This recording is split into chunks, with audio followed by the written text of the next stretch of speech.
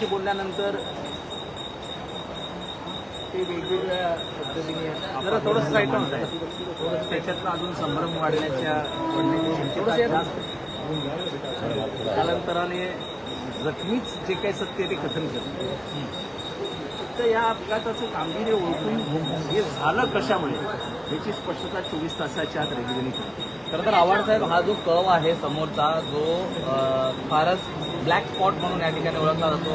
दर 15 दिवसांनी या ठिकाणी एक घटना घडत असते. मग खरंच सुद्धा कमी पॉईंट असल्यामुळे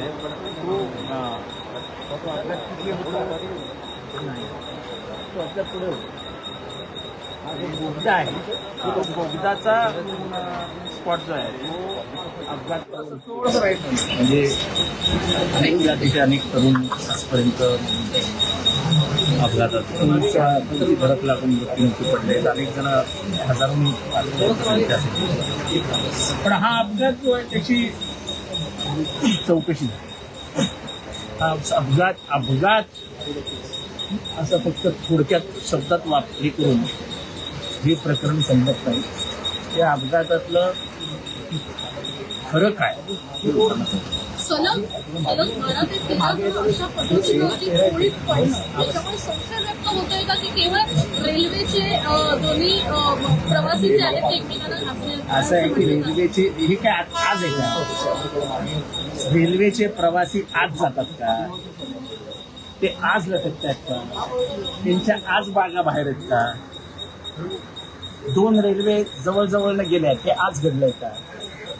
साहेब, पण हा संपूर्ण प्रश्न जटिल होत चाललेला आहे. ठाण्याच्या पुढे लोकसंख्या वाढलेली आहे, मात्र लोकसंख्येच्या तुलनेत सुविधा नाही आहेत.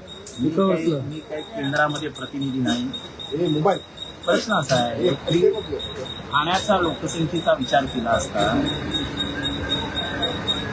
ठाण्याच्या पुढचं कळवा, मुंब्रा आणि दिवा या 3 स्थानकांची लोकसंख्या ही उपनगर मध्य रेल्वेच्या सर्व स्थानकांमध्ये सर्वाधिक ही कमीत कमी 1000 पटींनी लोकसंख्या वाढली. फेऱ्या वाढल्या का?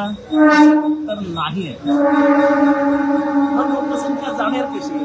ही सगळी मध्यमवर्गीय नोकरी करणारी माणसं आहेत आणि ट्रेन एकच साधन आहे प्रवास. साहेब, याच एक मिनिट गणेशजी, या संदर्भात आपण एक प्रश्न उपस्थित केला होता विधान भवनात एसी लोकल बाबत, की मोठ्या प्रमाणात एसी लोकल या ठिकाणी धावल्या जात आहेत आणि सर्वसामान्यांना ते एसी लोकलचं भाडं परवडणार नाही. हे कॅल्क्युलेशनच चुकीचं होतं. एसी लोकल असाव्यात पण सर्वसामान्य लोकल कमी करून तुम्ही एसी आणली म्हणजे तुम्हाला जेवायला मिळत नाही ना, मग तुम्ही पाव खा. फ्रेंच राज्यक्रांतीमध्ये जेव्हा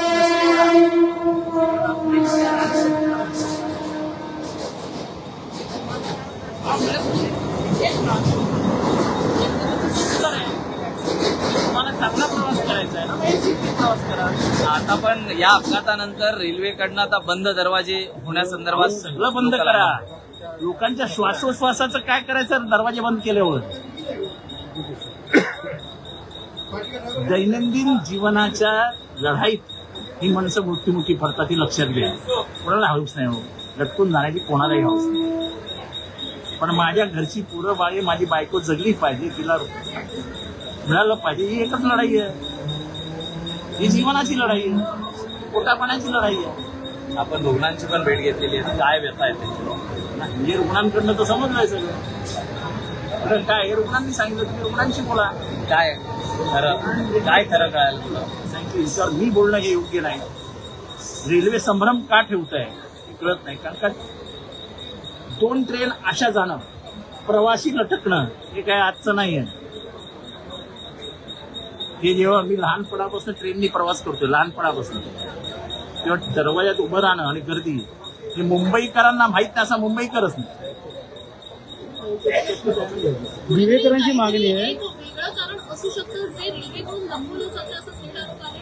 रेल्वे संभ्रमात का ठेवते लोकांना कळत नाही. रेल्वेने स्पष्टता आणि सत्य सांगतं. संदर्भात समिती स्थापन करून उच्चस्तरीय ते असं आहे, मी काही केंद्रात नाही.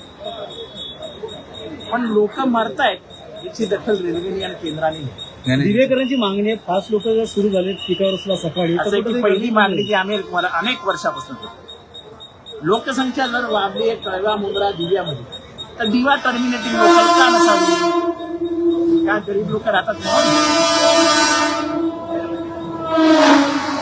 याचा आवाज केंद्रात ऐकणार नाही. जाणार कुठे आहे? असं तर आपलं धोरण असेल करू देत गेले तर. आणि खासदार श्रीकांत शिंदे आहे. ठाणे जिल्ह्यामध्ये स्ट्राईक रेट जास्त आहे. म्हणजे माझं म्हणणं स्पष्ट आहे की दिवा टर्मिनेटिंग लोकल द्यायला काय हरकत आहे? तुम्ही डोंबिवली टर्मिनेटिंग दिली की नाही? कल्याण तर वर्षानुवर्ष आहे. मग दिव्या आणि डोंबिवलीच्या नागरिकांमध्ये काही वयोमानाचा फरक, प्रकृतीचा फरक आहे तर फक्त आर्थिक क्षमतेचा. म्हणजे आर्थिक विषमता आजही सोयीसुविधा द्यायला काढीभूत असतील. केंद्रातले 2 खासदार जे आहेत ते ठाणे जिल्ह्यातले ते दिल्लीत आहेत, मात्र त्यांनी वारंवार उपाययोजनेसंदर्भात भूमिका मांडलेली आहे, मात्र कुठेही हालचाल असं आहे, दिसत नाहीये. जोपर्यंत मला वाटतं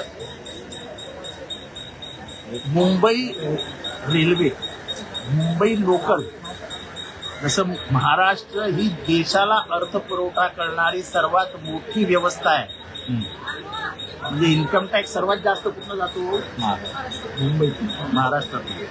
तसा रेल्वेला सर्वाधिक पैसा कुठं जातो? मुंबई. रेल्वे देतं काय आम्हाला? हे मृत्यू.